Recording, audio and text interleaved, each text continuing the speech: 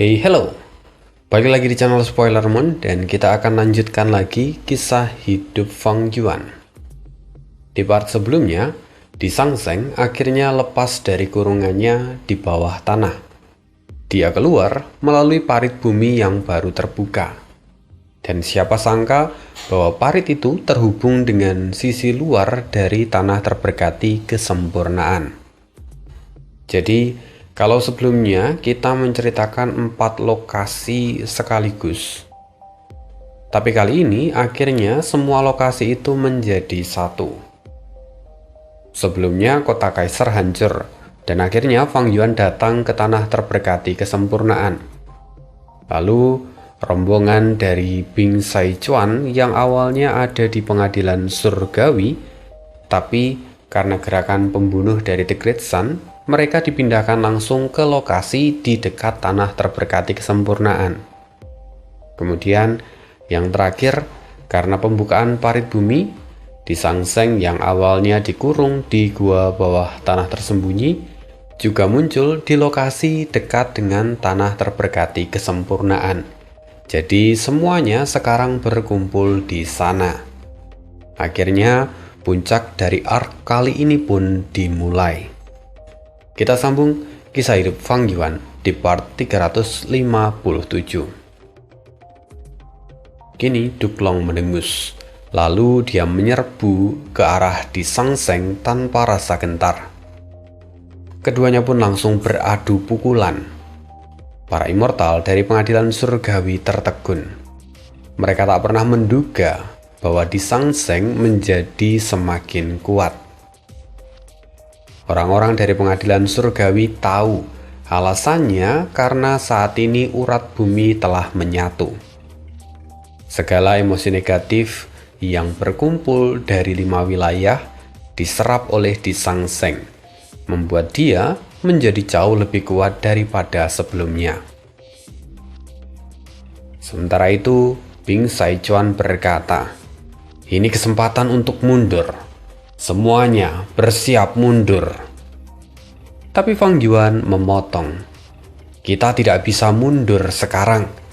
Ini justru menjadi waktu terbaik untuk menyerang." Duklong tertahan oleh Di Sangseng, maka menara pengadilan surgawi tidak lagi terlindungi oleh Duklong. Kita bisa menyerangnya dan menghancurkan Gunasip. Fang Yuan langsung melesat menuju menara pengadilan surgawi. Sementara Bing Saichuan, dia dengan cepat menyusulnya dan memerintahkan para immortal dari dataran utara untuk bergerak. Sementara para immortal dari perbatasan selatan pun ikut pergi bersama mereka. Melihat itu, Duklong meraung, "Bajingan, jangan harap kalian akan berhasil." Duklong hendak menghentikan mereka, tetapi Di Sangseng mengunci kakinya, hingga Duklong tak mampu mengejar. Fang Yuan menegaskan tekadnya. Dalam hati dia berkata, "Ini adalah kesempatan terakhirku. Aku harus menghancurkan Gunasip apapun yang terjadi." Lalu pada detik berikutnya, menara pengadilan surgawi memancarkan cahaya putih yang menyilaukan. Gerakan pembunuh peringkat 9, penghakiman takdir. Melihat itu Fang Yuan terkejut. Waktu jeda ternyata saat ini sudah selesai. Perubahan besar segera mengguncang medan perang itu. Beberapa rumahku di pihak Fang Yuan hancur ketika mereka terkena oleh cahaya itu. Dan bahkan beberapa immortal di dalamnya pun lenyap menjadi korban dari penghakiman takdir. Sementara itu di belakang Fang Yuan ada juga 2 immortal peringkat 8. Mereka berdua terluka parah. Para immortal perbatasan selatan dan dataran utara hampir kehilangan seluruh semangat juangnya karena serangan ini. Keputusasaan mulai melanda. Sebaliknya, para immortal pengadilan surgawi dan seluruh anggota benua tengah bersorak kegirangan. Tetapi Dari serangan itu, ada satu hal yang dapat diamati oleh semua orang, bahwa meski terkena serangan penghakiman takdir, Fang Yuan tidak terluka sedikit pun. Hal ini mengisyaratkan bahwa tampaknya iblis dunia lain yang lengkap tidak terpengaruh oleh gerakan pembunuh ini. Bagaimanapun memang Fang Yuan adalah anomali yang dapat mengabaikan pengaruh dari Gu Takdir. Itu adalah karakteristiknya sebagai iblis dunia lain. Lalu meski dilanda keputusasaan, banyak immortal dari perbatasan selatan dan daratan utara yang menyadari ini. Dan tentu saja hal ini kemudian menjadi harapan terakhir mereka. Selama masih ada Fang Yuan, kita masih belum kalah, seru salah seorang dari mereka. Dan menyadari pengaruh dari Fang Yuan, Duklong segera berseru, "Habisi Fang Yuan terlebih dulu." Pada saat yang sama, dari toko kuning, pesan Buyong menggema. Semua aliansi para immortal dari perbatasan selatan, dengarkan aku. Kerahkan seluruh kekuatan kalian untuk membantu Fang Yuan agar dia bisa menembus menara pengadilan surgawi dan menghancurkan Gu Nasib. Bing Saichuan yang saat ini ada di sana lalu berteriak, "Bantu Fang Yuan. Ini adalah tugas terakhir kita. Jika gagal, maka kita semua akan mati. Serang!" Fang Yuan, ia lalu kemudian tertawa dengan lantang. Suaranya mengguncang seluruh medan perang. Kini dia tidak lagi bertarung sendiri. Ada banyak orang yang bisa ia gunakan. Fang Yuan seolah menjadi jenderal besar dan memimpin barisan para immortal dari perbatasan selatan dan dataran utara. Mereka semua berlari maju tanpa ragu, mengikuti langkah Fang Yuan yang menjadi ujung tombak. Fang Yuan kini menjadi satu-satunya harapan bagi kedua belah pihak. Beban besar itu ia pikul tanpa ucapan, tetapi setiap immortal menyadarinya. Seorang immortal dari perbatasan selatan berbisik dengan perasaan campur aduk. Sungguh ironis nasib kita. Pertempuran ini telah sampai pada titik di mana kita harus menggantungkan harapan terakhir kita pada musuh kita sendiri. Mereka semua tampak menghela nafas panjang memikirkan kata-kata itu. Kemudian, saat para immortal dari pengadilan surgawi mencoba menghalangi Fang Yuan, para immortal dari perbatasan selatan dan juga dari dataran utara dengan segera mensupportnya dan menghalangi para immortal dari pengadilan surgawi. Akhirnya, dia dapat melangkah tanpa hambatan menuju menara pengadilan surgawi. Tentu saja, menara pengadilan surgawi tidak akan tinggal diam, dan dia dengan segera bergerak mundur. Sementara itu, Duklong sendiri masih terus berjuang untuk melepaskan diri dari Di Sangseng. Duklong sadar betapa besar ancaman dari Fang Yuan. Apalagi dia adalah pemegang Spring Autumn Cicanda. Gu itu adalah kunci dari wasiat yang ditinggalkan oleh teratai merah sebelum kematiannya. Duklong teringat, setelah dia mengalahkan muridnya itu, teratai merah berkata bahwa harapannya sudah ia tinggalkan untuk era besar yang akan datang. Ketika era itu tiba, maka Duklong akan melihat ada orang yang seperti dia, dan orang itulah yang akan menembus pengadilan surgawi dengan jalannya sendiri. Mengingat perkataan itu, wajah Duklong menjadi semakin masam. Dia segera mengerahkan seluruh kekuatannya dan meregangkan gigi-gigi Di Sangseng agar dia bisa terlepas. Dan dalam sekejap, tubuhnya menghilang. Sesaat kemudian Duklong sudah berada tepat di belakang Fang Yuan. Tangan besarnya bergerak dan menyerang Fang Yuan dengan kekuatan yang tak tertandingi bak tsunami. Melihat itu, Fang Yuan menggertakkan gigi. Dia berbalik dan mengaktifkan gerakan pembunuh untuk bertahan. Tapi mata Duklong memantulkan cahaya dingin. Niat membunuh menggelegar. Dia berseru, "Fang Yuan, aku akan membunuhmu." Sayangnya sebelum pukulan Duklong mendarat, sebuah rumahku tiba-tiba menabrak dirinya dari samping. Lalu kemudian suara terdengar, "Fang Yuan, pergi!" Itu adalah para immortal dari perbatasan selatan dan dataran utara yang kini saling bekerja sama. Melihat itu Fang Yuan mendengus. Lalu dia kembali fokus mengejar menara pengadilan surgawi. Duklong pun meraung dan menebas dengan cakarnya. Rumahku itu robek seperti kertas. Dia kembali mengejar Fang Yuan, tapi baru beberapa langkah, Baizu kembali muncul dan menghadangnya. Baizu sebelumnya diteleportasi ke Laut Timur oleh Chen Yi. Tetapi dia memiliki satu gerakan pembunuh yang bisa membuat dia berpindah atau bertukar posisi dengan bayangannya sendiri.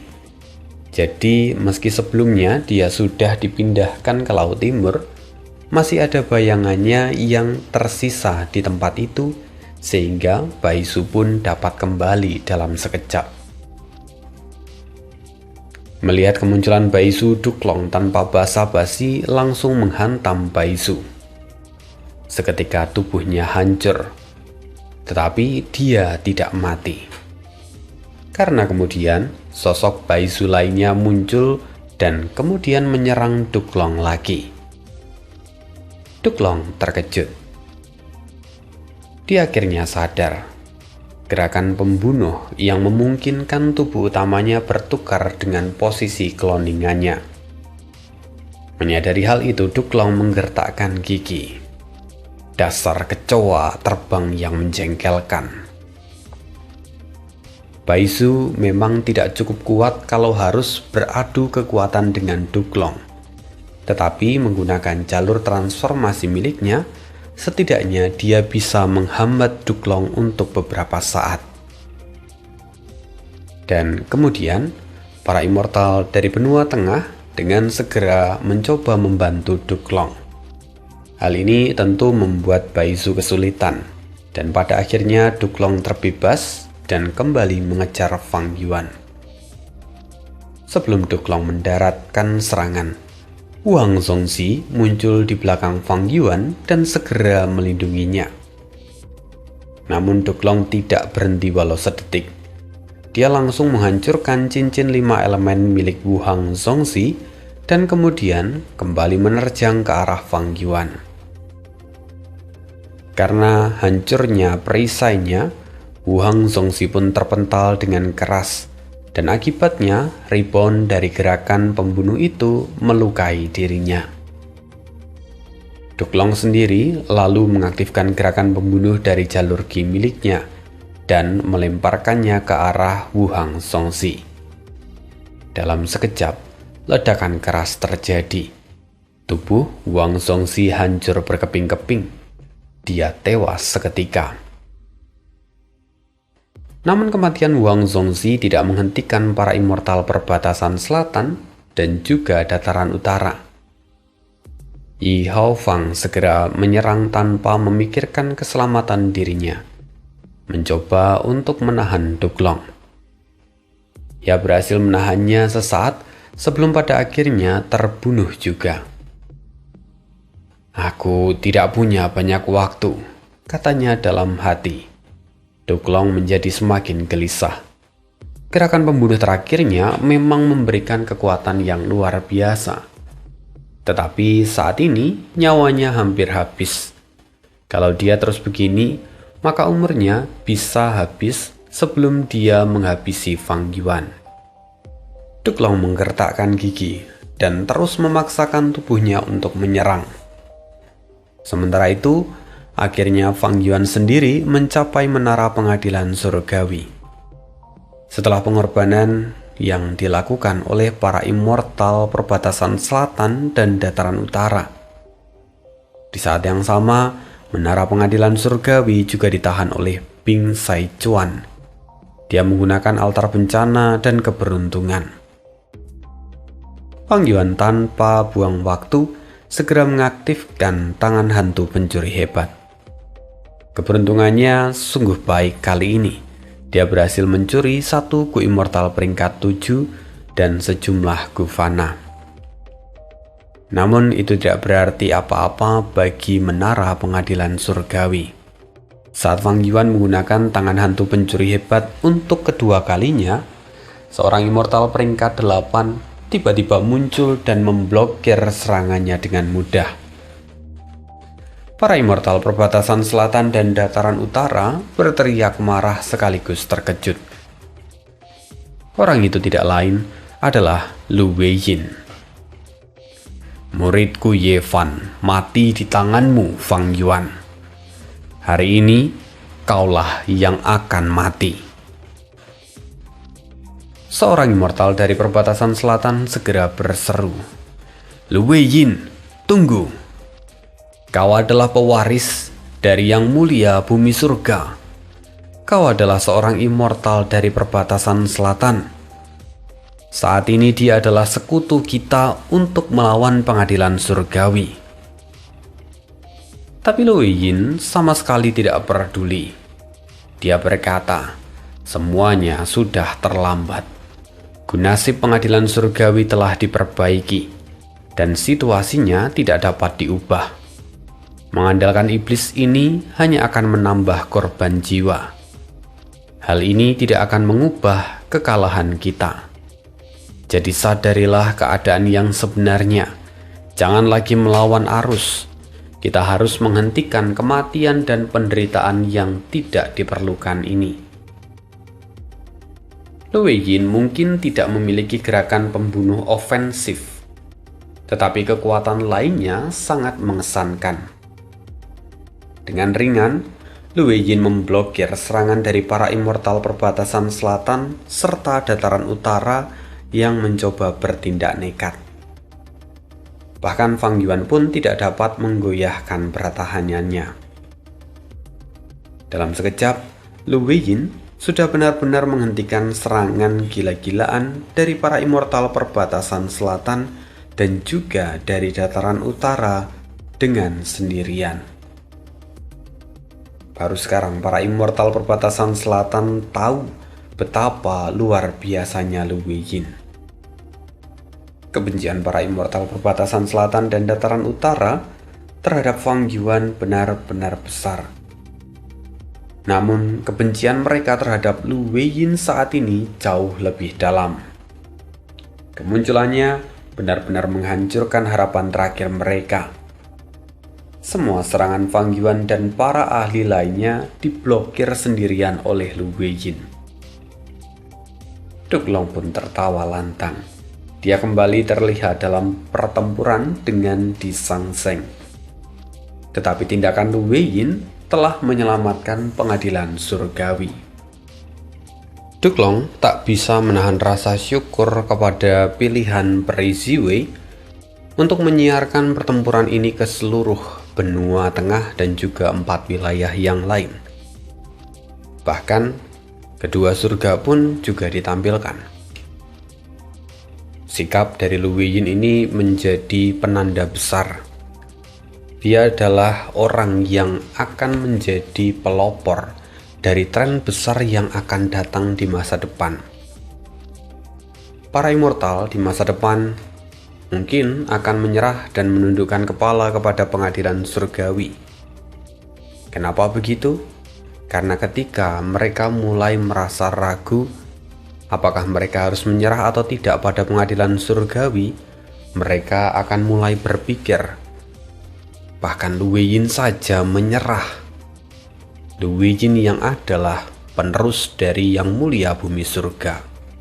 Kenapa aku harus berjuang? Dengan begitu, maka mereka akan melewati batas psikologis yang paling sulit. Pengaruh dari tindakan Lu Wei-yin ini menyebar dengan sangat cepat ke seluruh benua tengah. Para immortal yang sebelumnya menyerang benua tengah, kini dengan cepat memilih untuk mundur dan meninggalkan medan perang. Di saat yang sama, di markas sekte Afinitas Roh, Zhao Lianyun tampak siap beraksi. Bu Sensi mencoba menghentikan dia. Tetapi Zhao Lianyun tersenyum tipis dan berkata, "Aku punya gu pelindungan cinta. Sementara musuh saat ini melarikan diri ketakutan. Jika kita ingin memberikan kontribusi, ini adalah saat yang paling tepat." Mendengar itu, para petinggi dari sekte Afinitas Roh segera memberinya izin untuk pergi. Dan hal yang sama juga dilakukan oleh 9 sekte kuno yang lain. Semula, mereka semua menghimpun kekuatan di benteng masing-masing. Tetapi kali ini, melihat situasi yang jauh lebih berpihak pada pengadilan surgawi, mereka pun mulai bergerak dan mengusir para penjara.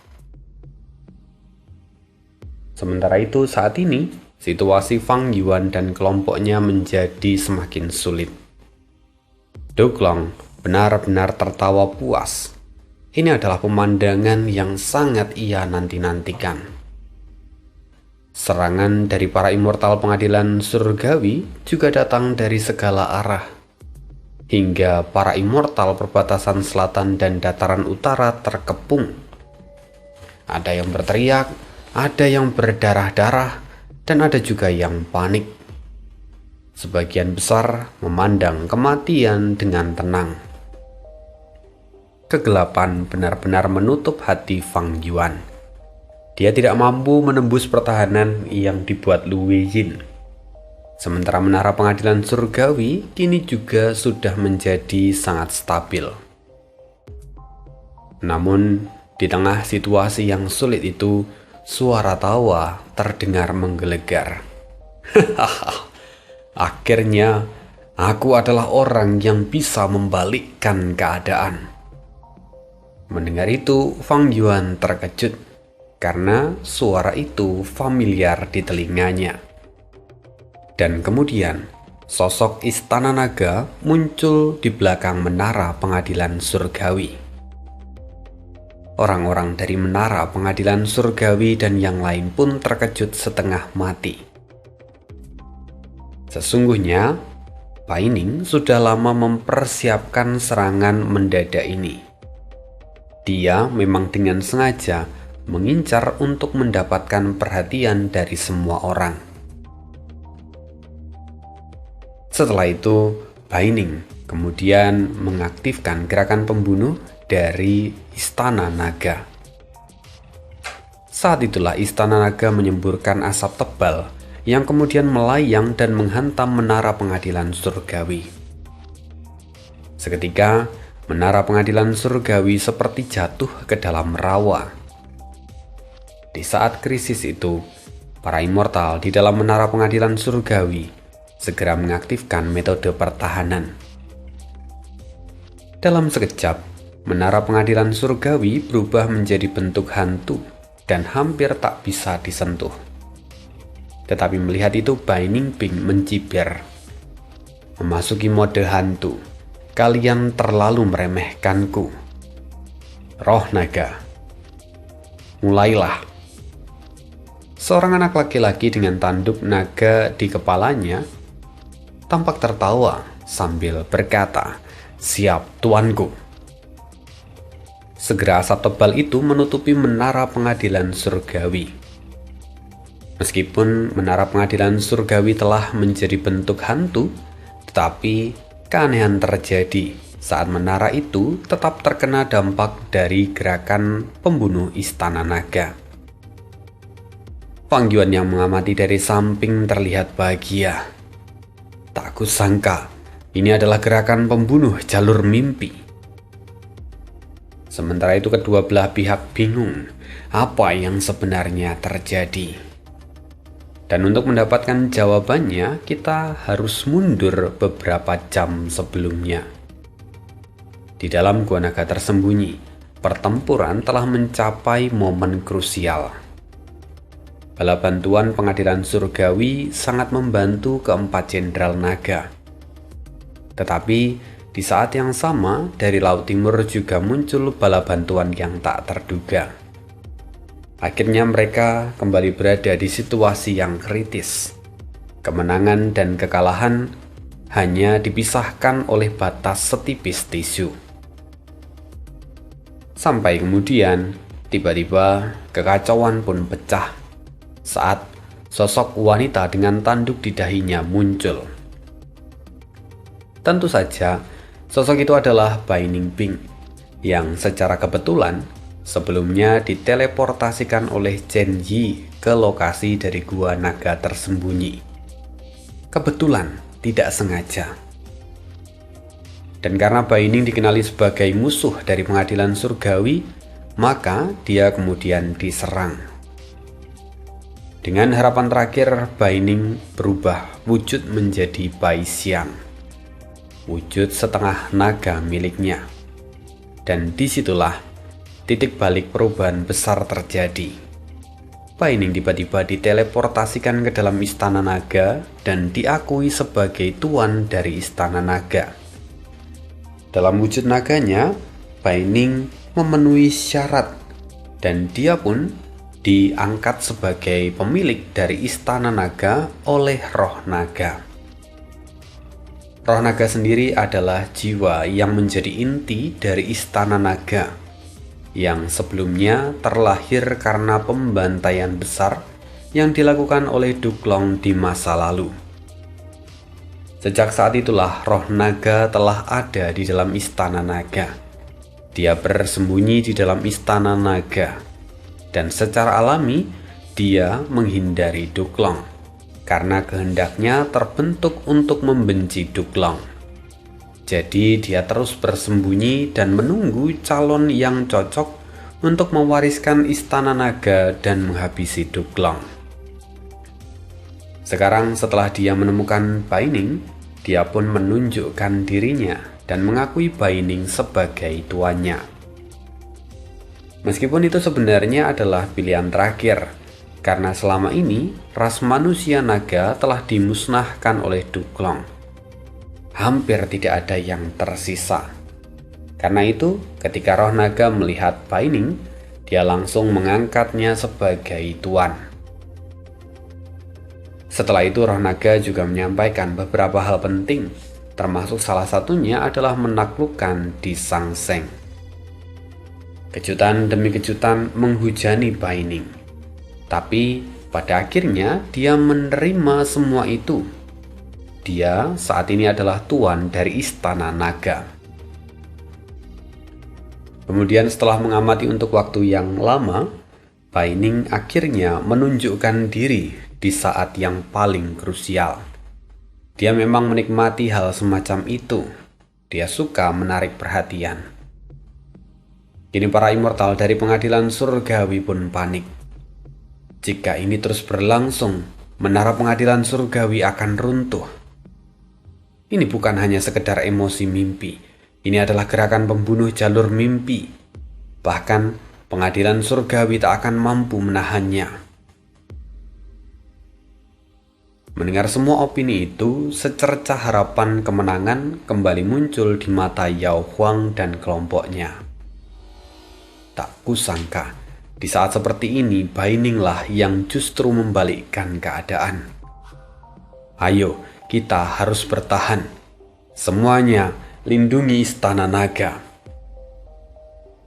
Para immortal dari selatan dan utara bekerja sama tanpa henti. Kini istana naga mulai menyudutkan menara pengadilan surgawi. Karena menara pengadilan surgawi sama sekali tidak punya metode pertahanan dari jalur mimpi. Tindakan dari naga roh pun segera menunjukkan hasil yang nyata. Sementara para immortal perbatasan selatan dan dataran utara kini mulai bekerja sama lagi. Tetapi Wang Yuan yang mengamati Duklong kembali menyadari kejanggalan dari sikap Duklong. Meskipun saat ini dia tengah bertarung sengit dengan Di Sangseng, dia sama sekali tidak panik. Dia tetap tenang sambil mengingat kenangan lama. Lebih dari 1 juta tahun yang lalu, di kedalaman pengadilan surgawi, Duklong menghadang teratai merah yang datang kembali meskipun rahasia kelahirannya kembali telah terbongkar. Teratai merah mengaku tidak datang untuk melawan, melainkan untuk meminta bantuan dari Duklong. Dia ingin menghancurkan Gunasip, tetapi dia tidak bisa melakukan sendiri. Karena itu, dia meminta Duklong untuk membantu dirinya. Lalu dia mengungkapkan bahwa setelah puluhan ribu reinkarnasi, dia kemudian menemukan pesan 4 kata dari Gunasip. Duklong sudah mengetahuinya. Manusia naga akan memegang pemerintahan tertinggi. Namun dia menegaskan bahwa meski tubuhnya kini manusia naga, tetapi tetap saja hatinya adalah umat manusia. Duklong kemudian mengungkapkan sejarah dari rahasia Gunasip. Dulu Yang Mulia Asal Abadi menyadari bahwa jika Gunasip hilang, maka persatuan manusia akan runtuh. Tugas itu diwariskan kepada muridnya, Yang Mulia Konstelasi Bintang, yang pada akhirnya mengorbankan diri dan berasimilasi dengan Dao. Karena itu, akhirnya pengadilan surgawi dapat mengendalikan Gunasip sepenuhnya selama jutaan tahun. Duklong menjelaskan bahwa di bawah kendali nasib, pengadilan surgawi tetap stabil dan musuh-musuh kuat tidak pernah bisa berkembang. Meskipun terkadang konstelasi bintang juga kalah dari kehendak surga. Salah satunya adalah saat munculnya wahyu yang keliru tentang supremasi manusia naga, yang kemudian berubah kembali menjadi manusia akan memegang pemerintahan tertinggi. Mendengar semua kebenaran itu, teratai merah alias Hongting akhirnya memahami bahwa ia tidak mungkin menang melawan kehendak surga, konstelasi bintang, ataupun sejarah panjang dari pengadilan surgawi. Kalau memang begitu, maka dia hanya punya satu pilihan, yaitu menghancurkan Gunasip. Teratai merah menyadari bahwa menghancurkan Gunasip memang bahaya bagi umat manusia, tetapi dia yakin bahwa 5 wilayah tidak akan runtuh karena kehendak konstelasi bintang masih bekerja sampai saat ini. Sayangnya, meskipun teratai merah telah bereinkarnasi berulang-ulang kali, dia tidak pernah menemukan cara untuk memusnahkan Gunasip. Dan kali ini, dia dengan sengaja datang meminta bantuan Duklong. Tetapi rahasia besar yang disampaikan oleh Duklong membuat rencananya goyah. Duklong kembali mencoba menuntunnya ke jalan yang benar, mengingatkan tentang pengorbanan dari orang tua, istrinya, dan juga para pendahulu seperti Yang Mulia Konstelasi Bintang. Mereka semua berkorban demi manusia. Tetapi teratai merah tetap kekeh pada tujuannya. Dan menyadari tekad dari muridnya itu, Duklong mengaktifkan teknik rahasia yang telah ia siapkan sejak lama. Gerakan pembunuh pembasmian manusia naga. Itu adalah sebuah metode yang dapat membunuh seluruh ras manusia naga yang berasal dari garis keturunannya. Hongting sendiri terkejut karena apa yang dilakukan oleh Duklong itu sama dengan membunuh seluruh darah dagingnya sendiri. Tetapi Duklong tidak sedih. Dia tersenyum dan mengatakan bahwa manusia naga adalah ancaman tersembunyi bagi para manusia di masa depan. Mereka bukanlah ras murni, melainkan hasil dari ciptaan. Ras naga akan semakin kuat dengan menghisap sumber daya dari manusia, sementara populasi manusia akan terus menurun jika dibiarkan. Kalau wahyu dari Gunasip kembali memihak ras naga, maka umat manusia akan terancam hancur. Duklong menegaskan bahwa ras naga memang tidak seharusnya ada.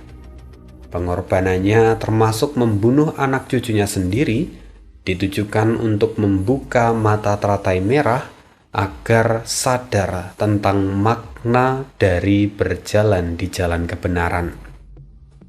Pengorbanan besar itu dilakukan semua demi umat manusia.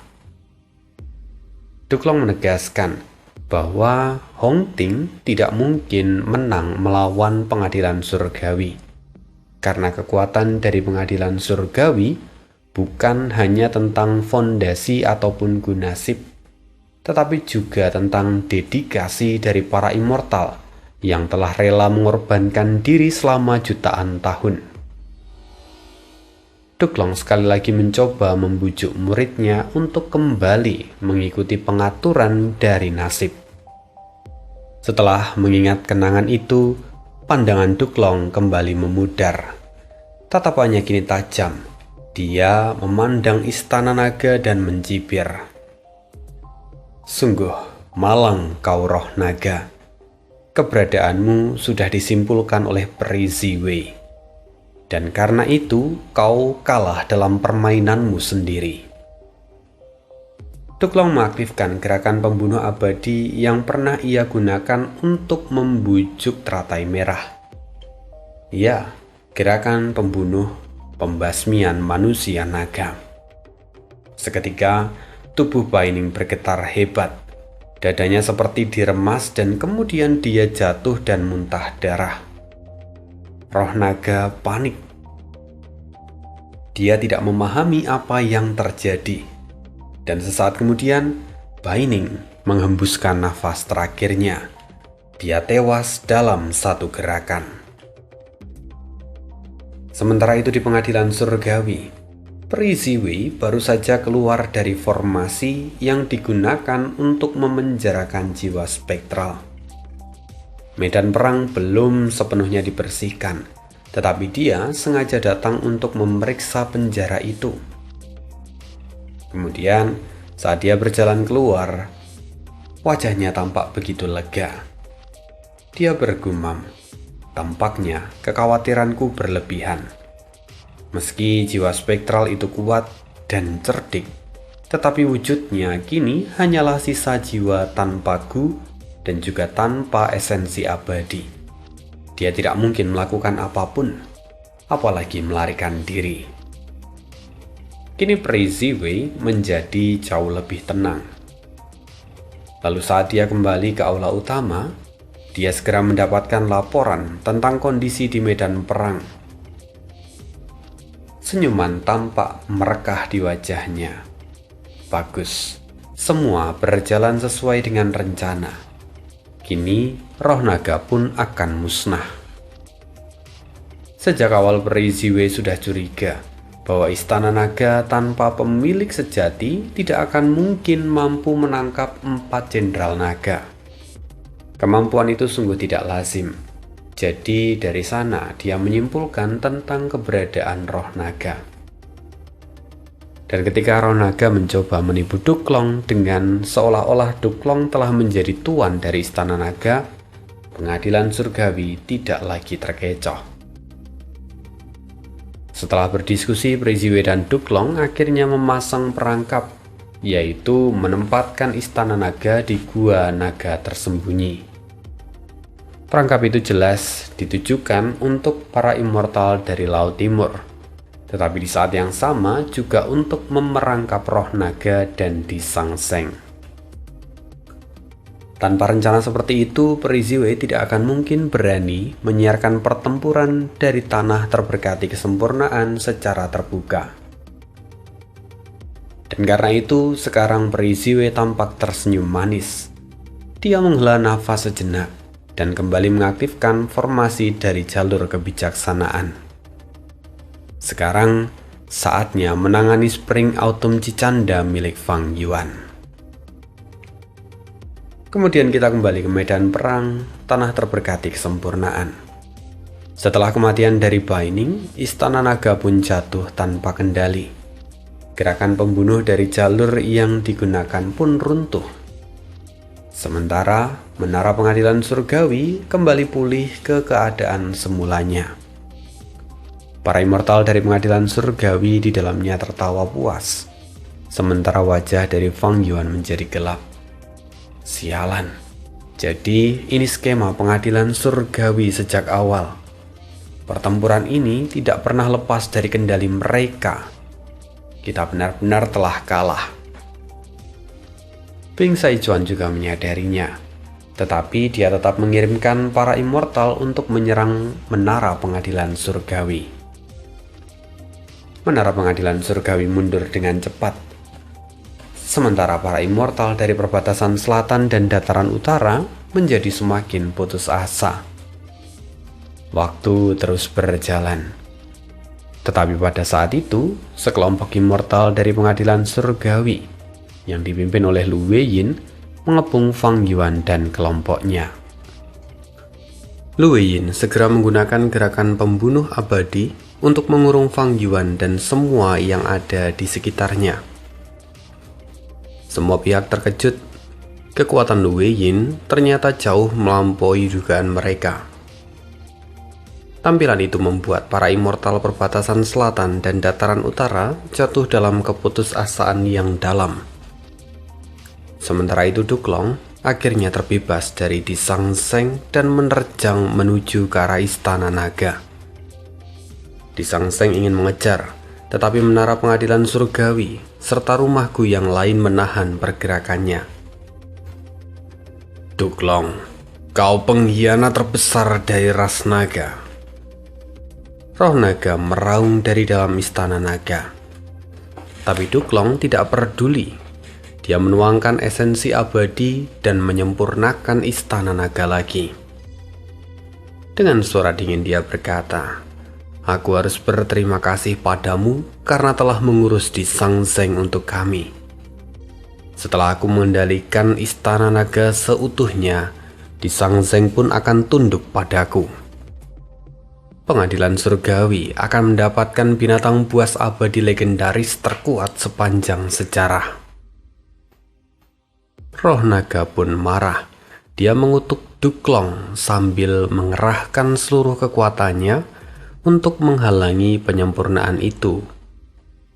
Roh naga memanggil Di Sangseng dengan tergesa-gesa, tapi Di Sangseng meraung berulang kali, berusaha melepaskan diri tapi tak bisa. Garis pertahanan pengadilan surgawi nyaris runtuh. Pada saat genting, menara pengadilan surgawi kembali memperlihatkan kekuatannya dan mengaktifkan gerakan pembunuh penghakiman takdir. Di Sangseng yang terkena serangan itu ditekan dengan brutal. Lebih dari setengah immortal di pihak Fang Yuan pun tewas seketika oleh karena serangan itu. Dan kemudian, dengan segera, hampir 10 immortal peringkat 8 mengepung Fang Yuan dan kelompoknya. Beragam gerakan pembunuh kemudian dilepaskan dan menghujani Fang Yuan dari segala arah. Hal itu membuat Fang Yuan kewalahan. Fang Yuan tahu bahwa gerakannya dibatasi. Tampaknya dia memang tidak dibiarkan untuk menggunakan Spring Autumn Cicanda. Fang Yuan lalu melepaskan segudang naga hantu tanpa ragu. Tetapi sayang, segudang naga hantu segera dihentikan oleh pengadilan surgawi. Dia semakin tidak mampu menebus pertahanan mereka.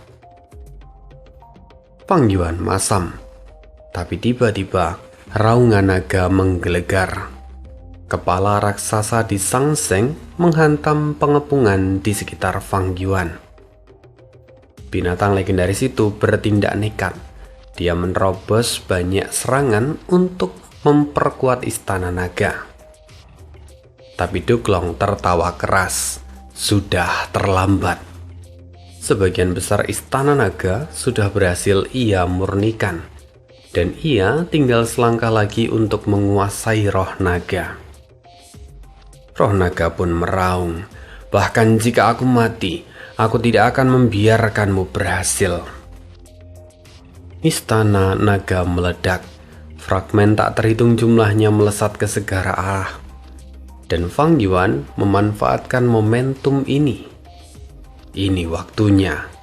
Dia segera meloloskan diri dan mengaktifkan gerakan pembunuh miliknya yang ia dapatkan dari teratai batu. Itu adalah gerakan pembunuh kesuksesan musim semi dan musim gugur. Lu Weiyin mengutuk. Dia mengarahkan gerakan pembunuhnya untuk mengunci Fang Yuan. Di saat yang sama, Peri Ziwei juga mengaktifkan gerakan pembunuh abadi kesamaan yang baik. Dan Duklong sendiri menerjang dengan kekuatan penuh. Ledakan menggelegar, tubuh Fang Yuan hancur oleh karena serangan itu. Fang Yuan pun tewas. Setelah itu pasukan dari perbatasan selatan dan dataran utara kehilangan harapan terakhir mereka. Sementara pengadilan surgawi bersorak gembira. Setelah kematian Fang Yuan, membereskan pasukan dari perbatasan selatan dan dataran utara bukanlah sesuatu yang sulit. Akhirnya penyerangan kedua dari benua tengah berakhir. Semuanya selesai di sini. Matahari terbenam, awan terlihat aneh. Tubuh Duklong mulai runtuh, seolah waktunya telah habis.